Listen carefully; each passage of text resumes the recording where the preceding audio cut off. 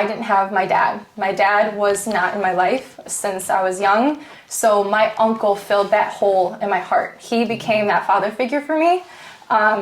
So that is something that I'll be forever be grateful for. And my relationship, I can explain it for days, right?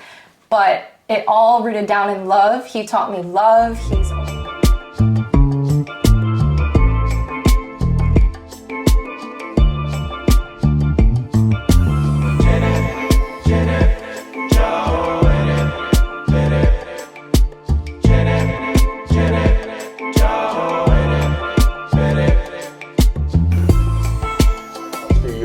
And this segment is deeply personal. Our guest is Briana Orozco, Ronnie's niece, and a powerhouse. Personal trainer, businesswoman, and the mind behind 222 Fit. But her journey didn't start with weights and workout. It started with love, letters, and lessons from an uncle on the inside. Welcome, Briana. Hello, thank you so much for having me. This feels like a dream. Dream come true, yes. And I can't wait to talk about my story and my relationship with my uncle. It's very special to me, and I'm just honored to be here, so thank you. So my question is that bringing you here as my niece, that I wanted to bring your story on this Unshackled Building Bridges platform, because the building bridges part goes back with me and you for 15, 20 years since, your young age.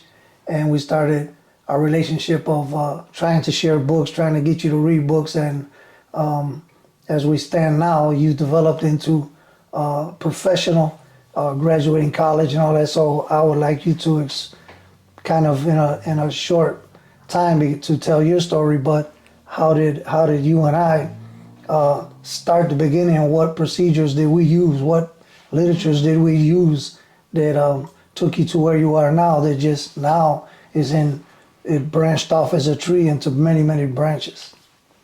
Well, I think it's important for me to start off to explain my relationship with my uncle. Okay. It's not ordinary, definitely. Mm-hmm. Our family isn't ordinary. Mm-hmm. And even right now, I feel a little bit of emotion because this person right next to me feels like a dream sometimes, waking up. We live together, my uncle has been in prison, and I didn't know that starting our relationship. I started my relationship with my uncle when I was 10, and I started getting letters in the mail. And I thought it was so cool to have a pen pal. And as my uncle, I thought you lived in California or something. Oh. I didn't know the actual scenario of the situation of your life. Because I was so young. So I know that my family wanted to protect me and protect that relationship with you. So I did know later down the line of your story, and I learned that when I went to go see you, I thought you were at work as like an electrician, and everyone had the same outfit on. So I was little and I was very naive, right? Very, very naive. So from a young age, me and my uncle would share letters together. That's how we would communicate. And then when I got old enough, he put me on his calling list when I had my phone. So we would always hop on the phone every week. He would always speak life into me. And that's something I will never forget that my uncle did for me, because growing up, I didn't have my dad. My dad was not in my life since I was young. So my uncle filled that hole in my heart. He became that father figure for me. So that is something that I'll be forever be grateful for. And, my relationship, I can explain it for days, right? But it all rooted down in love. He taught me love. He's always spoke life into me, always positive. Even from afar, he never missed any Christmas cards, any birthday cards. He was always there for me, even though he wasn't there in person. I always felt his presence. That's something that I would never forget that you've done for me. And that's what my family, and you guys will see my family members, I'm sure, on this podcast, but we are so rooted in love. And that's where my foundation is. I'm able to love everybody around me because our family is rooted in that. And you have taught me that so much. And now, fast forward to today, now that you're home, I haven't had my faith journey has become so much stronger with you being home. You're the one that introduced me to God, and now I have such a strong relationship with God, and now I actually know who God is, and Jesus is the foundation Amen. of my life now, and my life is transforming. And ever since you've been home, you've just been that anchor and that foundation for me, and my angel. Like, I always consider my uncle my angel. So that's just a little backstory of our relationship together, and that creates the kind of person that I am today. It molded me into the kind of coach I am today, the kind of professional I am today. And I love creating events. I work with a lot of women, and my goal is just to build them up. And especially with what your guys' podcast is about building each other up and pouring into each other and uplifting one another. Amen. So, I hear you, and you say that, it's a lot of love in this family and a lot of trust and all this stuff. But did you ever feel like after he came out, right? Do you ever feel like this mother protective type of thing for your uncle? Oh yeah. I always feel like he's always been my teacher, but now I feel like I'm his teacher. Even though you're younger, but yes. There's a point where you feel that you're going to be like the mother to him? Definitely. And we have this relationship where we're able to have hard conversations, and we're able to hold each other accountable. And it's just so beautiful and I think that's so important, when you're rooted in love, you're able to have those hard conversations in order to grow, in order to uplift one another. Because sometimes I'll see something that he might not see in a way, and vice versa, and then we can help each other in that way. So I do feel like I have that nurturing aspect in my heart. So coming from we'll find out in the podcast down the line of my story of being in prison for a long time, that you are denied technical skills, and it's a blind spot. So Briana has become that. What I would have to ask her, hey, how do you download this, or how do you take this there? And we'd have to go to the library, and it's a blind spot. As you know, Gilbert tries to teach me, and it's just hard for me to grasp them concepts.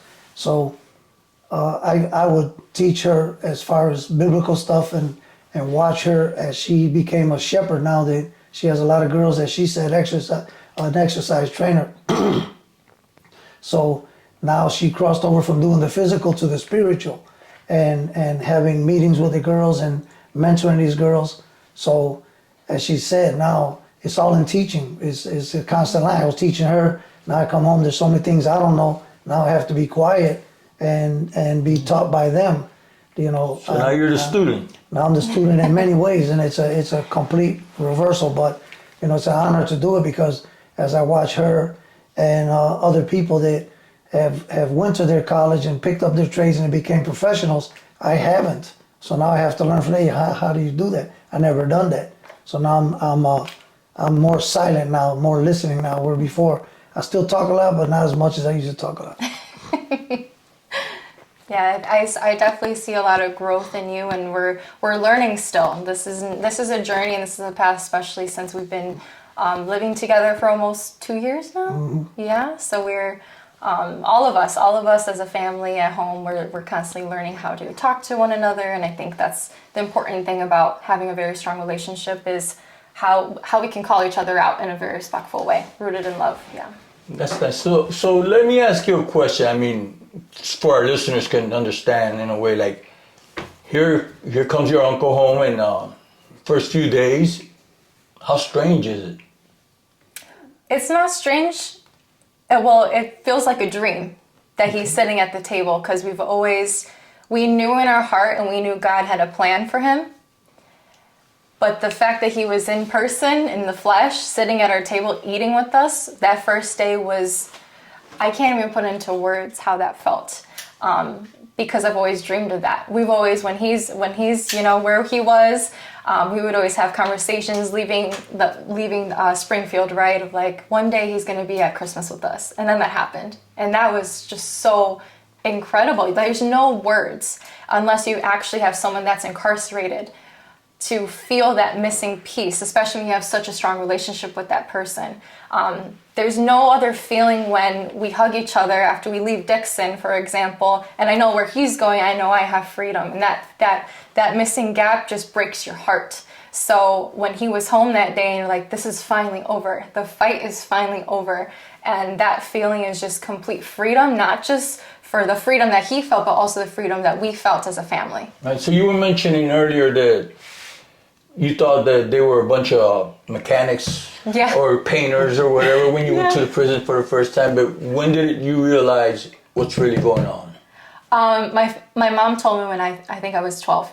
12. Yeah, she told me that my uncle was in prison. And then my uncle also told me in letters, he told me where he was. Okay. And he always steered me in the right direction. He didn't say it specifically in the letters. Like when he came back home, I actually read the letters again. And I just went back and read the letters, and it's just, he always poured life into me. He always wanted me and my brothers to go in the right direction. He didn't want us to go down the route that he did.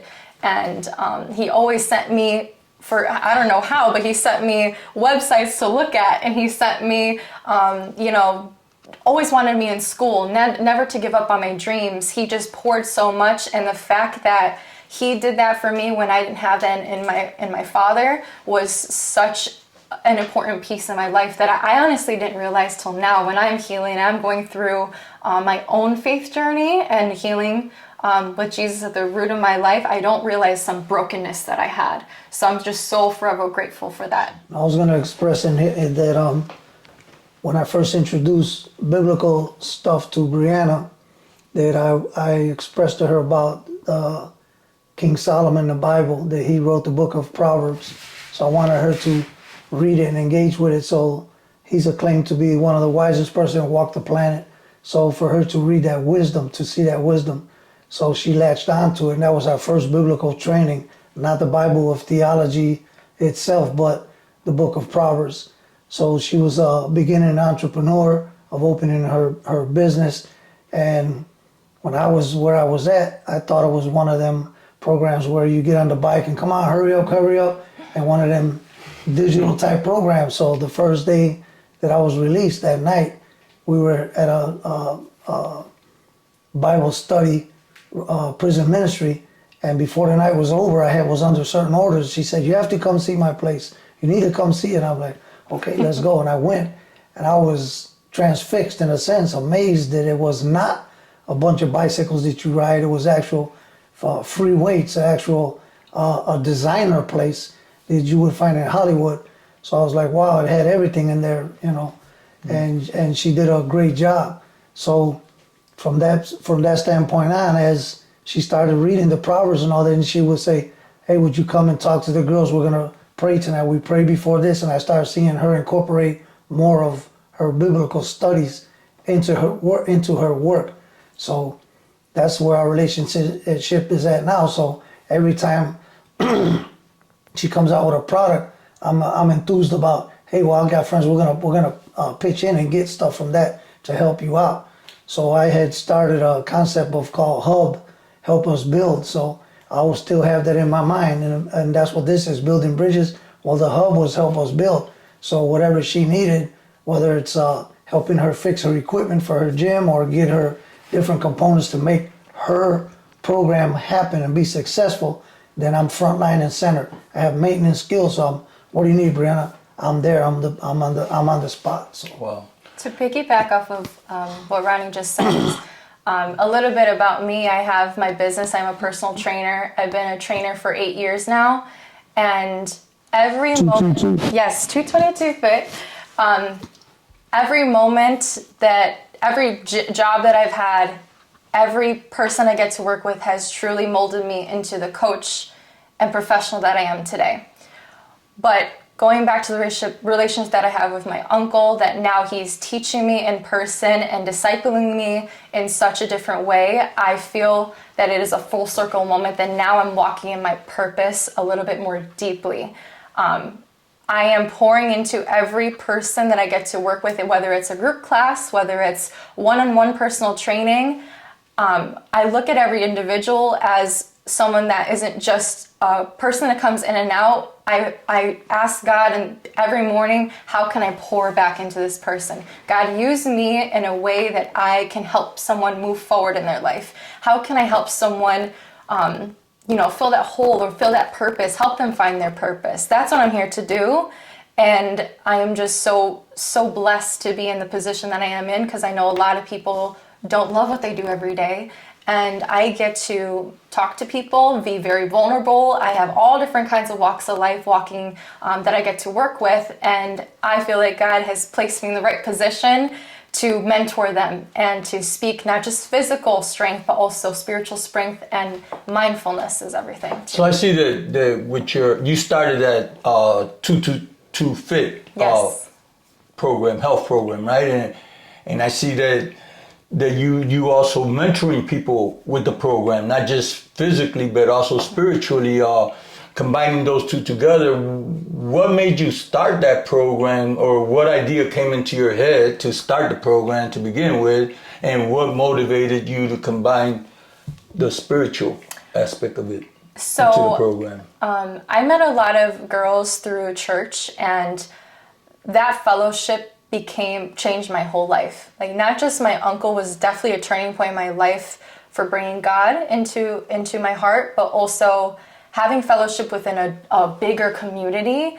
I felt that was needed. Like, I felt like there was a missing piece in our community with that. So I was like, why don't I? And I felt like God put it in my heart to be a creator. I felt like God put these ideas in my heart, and who would I to be to not take action on that? So if you know me, I am a go-getter. I don't wait on the sidelines. I attack and I create these spaces, and I know that it's working because of all the people that are coming in and out of how good they feel after leaving. I'm like, no, I need to create more and more, because there's a lack in our community of that with physical, but also the spiritual part too.